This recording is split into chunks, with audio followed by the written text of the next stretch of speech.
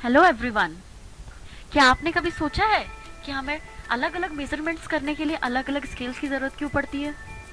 जैसे आपके पास एक पेन है, मैंने आपको सेंटीमीटर स्केल दिया और आपसे कहा कि इसको मेज़र करो। आपने मुझे मेजरमेंट करके बताया कि ये तो 5 सेंटीमीटर है। फिर मैंने यही आपको सेंटीमीटर स्केल दिया और कहा कि अपने सिटी की लेंथ मेज़र करो। क्या आप मेज़र कर पाएंगे इससे? क्या ये सूटेबल स्केल है आपके लिए? शायद नहीं। लेकिन अगर आप किसी भी तरह कर भी लें तो मैं आपसे कहूंगी कि आप अगर एक किलोमीटर स्केल लें और तारों की डिस्टेंस निकालें, क्या आप निकाल पाएंगे एक मीटर स्केल या किलोमीटर स्केल से तारों की डिस्टेंस? नहीं, ये तो पॉसिबल ही नहीं है। तो इसके लिए हम एक डिफरेंट सिस्टम ऑफ मेजरमेंट्स बनाते हैं और हम एक डिफरेंट स्केल पे इसको मेजर करते हैं, जिसको हम लाइट ईयर बोलते हैं। लाइट ईयर क्या होता है? The distance covered by light in 1 year. तो जिससे हम अपने तारों की, गैलेक्सीज की डिस्टेंस निकाल सकते हैं। तो अगर हमने डिफरेंट स्केल्स लिया तो अब आप उसकी मेजरमेंट की बात करेंगे। So what about accuracy and precision? आपने एक दूध वाले से 1 लीटर दूध लिया, लेकिन आपको लगा शायद इसने ढंग से मेजर नहीं किया शायद, तो आपने इसको दोबारा मेजर किया। वो आया 0.98 मिलीलीटर। तो आप बोलेंगे कि अरे शायद उससे कोई एरर हो गई हो या कोई मिस्टेक कर दी हो उसने मेजर करने में, या आपने कोई मेजर करने में मिस्टेक कर दी हो, या मैं जिसको मेजर कर रहा हूँ मैंने कोई मिस्टेक कर दी हो। तो इस वजह से हमारी जो मेजरमेंट में थोड़ा सा डिफरेंस आया, 1 लीटर के बदले हमें 0.98 मिलीलीटर मिला। तो दिस इज कॉल्ड एक्यूरेसी। अगर हमारी वैल्यूज जो है वो ट्रू वैल्यू के थोड़े से आसपास आए तो हम उसको एक्यूरेसी बोलेंगे। लेकिन अगर मैं आपसे बोलूं कि आप अपने सिटी की डिस्टेंस निकालिए, आपने निकाली 1500 किलोमीटर, आपके किसी दूसरे फ्रेंड ने निकाली 1520 किलोमीटर, मैंने किसी और से भी बोला, उसने मुझे निकाल के दी अरे 1523 किलोमीटर, लेकिन फिर मैंने एक और से बोला, उसने मुझे निकाल के दी 1523.5 किलोमीटर। तो क्या डिफरेंस मिला? हमें वैल्यूज तो एक साथ मिली, लेकिन लास्ट वाली वैल्यू क्या थी? सबसे ज्यादा प्रिसाइज थी, उसने हम ज्यादा अच्छी मेजरमेंट दी। तो इट इज कॉल्ड प्रिसीजन। जैसे आपने मेजरमेंट की, आप एक दुकान में गए, आपने 2 केजी सेब खरीदे। दुकानदार के पास एक पुराना सा तराजू था, उसने मेजर किया और 1-1 केजी के वेट बैलेंस थे उसके पास। तो उसने 1-1 केजी के वेट बैलेंस को यूज करके आपको 2 केजी तोल के दे दी। लेकिन फिर आप एक दूसरी दुकान में गए जहाँ पे एक इलेक्ट्रॉनिक वेइंग मशीन थी, लेकिन वहां से आपको वैल्यू मिली, अरे ये सेब तो 2.250 थे, मतलब 2 केजी 250 ग्राम थे। अरे तो कितना डिफरेंस आ गया ना। तो जो दूसरी वाली वैल्यू थी वो मोर प्रिसाइज वैल्यू थी, हमें इंस्ट्रूमेंट था वो मोर प्रिसाइज था, जिसने हमें वैल्यू, उसने हमें ज्यादा अच्छी वैल्यू दी। अरे नहीं तो दुकानदार को घाटा हो जाता अगर वो सिर्फ 2 केजी देता, लेकिन मुझे 250 ग्राम एक्स्ट्रा था, इसलिए it is called more precise instrument. Now what about significant figures? अब देखिए, मैंने आपसे बोला हमें मेजरमेंट तो करनी है, तो मैंने आपसे बोला कि दिल्ली से मुंबई की डिस्टेंस बताओ। आपने बताई अरे ये तो कुल 1400 किलोमीटर्स है। फिर मैंने पूछा दिल्ली टू भुवनेश्वर की डिस्टेंस बताओ, तो आपने बताई अरे ये तो 1200 किलोमीटर्स है। लेकिन जब मुझे पता चला कि इनकी एक्चुअल डिस्टेंस क्या थी, मुझे ये तो 1220 किलोमीटर थी, दूसरी वाली 1425 किलोमीटर थी, तो मैंने बोला कि अरे नहीं, लास्ट के 2 डिजिट्स में या तो कुछ एरर है, लेकिन वो 1200 के सामने काफी छोटा है, तो हम उसे नेग्लेक्ट कर सकते हैं। तो हमारे लिए यहाँ पे सिग्निफिकेंट फिगर्स जो हमें एप्रोप्रिएट वैल्यू दे रहे हैं किसी चीज की, तो वो है 12 और 14, जो हमें वैल्यू दे रहे हैं कि अरे ये तो 12 के आसपास है, और दूसरा ये तो 14 के आसपास है, 1400 के आसपास है। तो it means these two 12 and 14 are the significant figures. अब बताइए कि आपने मेजरमेंट किया, ठीक है, तो मोर प्रिसाइज मेजरमेंट किया। मैंने आपको एग्जांपल दिया कि आपने वेइंग मशीन और वेट बैलेंस का डिफरेंस किया। तो कैसे? वहाँ पे सिर्फ जो रिजोल्यूशन था, जो सिर्फ हम मेजर कर सकते थे वो 1 केजी मिनिमम मेजर कर सकते थे, 1 केजी, लेकिन वहाँ पे हम मेजर कर सकते हैं, अरे पॉइंट में भी हम मेजर कर पा रहे हैं, अरे 2.250। तो इट मीन्स जितने ज्यादा नंबर ऑफ सिग्निफिकेंट फिगर्स होंगे उतनी ही ज्यादा एक्यूरेट वैल्यूज होंगी। तो जो डिजिट्स हमें एक्यूरेटली नोन होती है पर्टिकुलर मेजरमेंट के लिए, तो हम उनको बोलते हैं सिग्निफिकेंट फिगर। जैसे हमारे एग्जाम्पल में 12 और 14 थी, और दूसरे एग्जाम्पल में जैसे वेट बैलेंस और वेइंग मशीन के एग्जाम्पल में हमें पता चला कि जो दूसरी वाली थी वो मोर प्रिसाइज थी और हमें एक्यूरेट मेजरमेंट दे रही थी। नाउ एग्जाम्पल, जो हम अगर हम किसी भी सिग्निफिकेंट फिगर्स को लिखते हैं तो हम उसको फर्स्ट अनसर्टेन डिजिट, आप देख रहे हैं एग्जाम्पल में जो अंडरलाइन डिजिट है वो अनसर्टेन डिजिट है, और दूसरी जो है वो रिलायबल डिजिट है, जो जिनकी वैल्यू हमें एक्यूरेटली नोन होती है, लेकिन लास्ट वाले में अनसर्टेनिटी होती है क्योंकि एरर्स आ सकते हैं उस वैल्यू के आसपास। तो इट मीन्स हम किसी भी सिग्निफिकेंट फिगर्स को रिलायबल डिजिट्स और प्लस 1 अनसर्टेन डिजिट के फॉर्म में लिख सकते हैं। तो इसलिए इस एग्जाम्पल में कोई भी नॉन जीरो डिजिट नहीं है और हमें सारी जो हमें इस मेजरमेंट के लिए जरूरी बातें बता रहे हैं। ठीक है, तो ये है 5 सिग्निफिकेंट फिगर्स। नाउ अगर हमारे पास 2 नॉन जीरो डिजिट्स हैं और उसके बीच में 0 है तो क्या करें?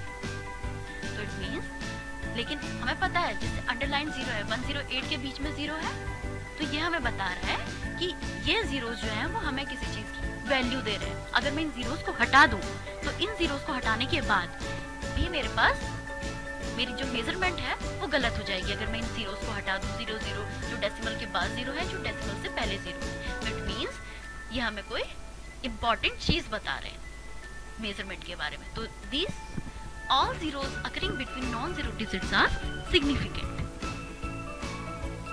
नाउ अगर हमारे पास कोई नंबर हो जो 1 से कम हो, यानी कि जैसे आप देख रहे हैं 0.00 है, यहाँ पे 0.05 है, it means these 2 numbers are less than 1।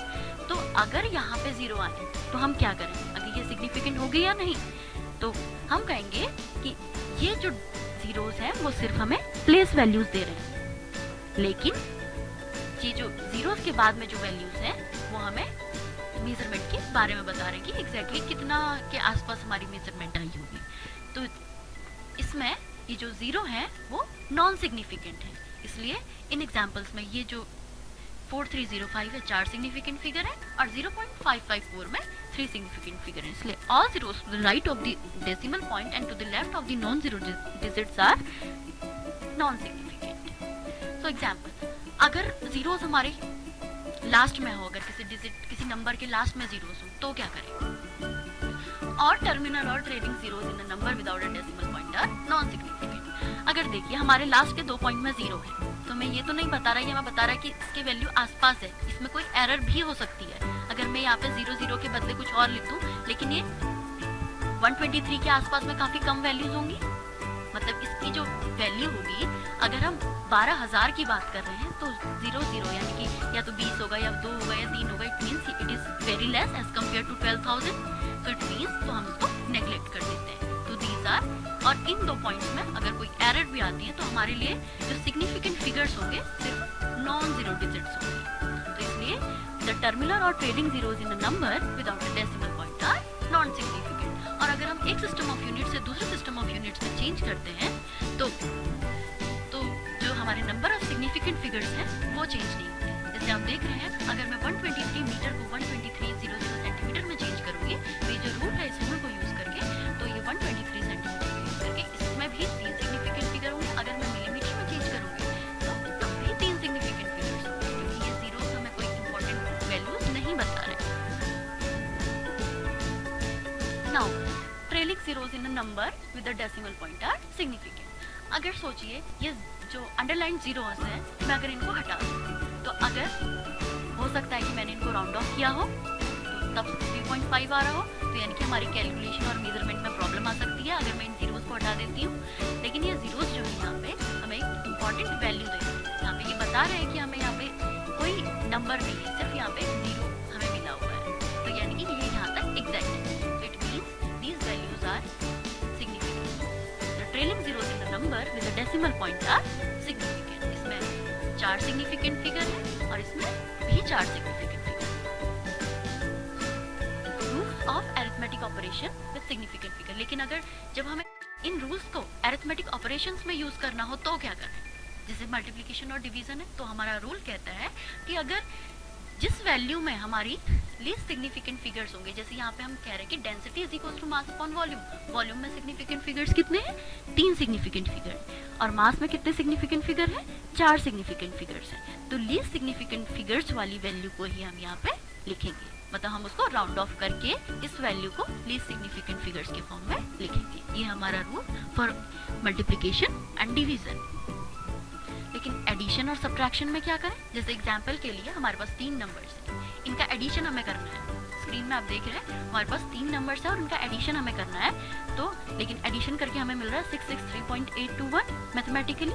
लेकिन अगर हम रूल यूज करें, ये कहता है कि जो लीस्ट डेसिमल प्लेसेस वाले नंबर्स होंगे उसके सिग्निफिकेंट फिगर्स को हम यूज करके अपने आंसर का सिग्निफिकेंट फिगर लिखेंगे। जैसे मैं कहूँगी, अगर मैं यहाँ से 2 के बाद मैंने इसको, क्या पता हो सकता है कि मैंने इसको राउंड ऑफ करके 2 के बाद कोई वैल्यू लिखी हो, लेकिन मैंने इसको राउंड ऑफ करके 2 लिख दिया हो।